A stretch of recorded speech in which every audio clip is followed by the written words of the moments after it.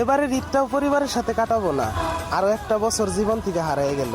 কষ্ট হয় না, কারণ আমি একা প্রবাসী, কষ্ট করলেও পরিবারের সব কয়টা মানুষের মুখে হাসি থাকবে ইনশাল্লাহ। তোরা আমার দুইটি নয়ন, দেখি সেই নয়নে অন্ধ আমি তোদের ছাড়া একলা এই ভুবনে।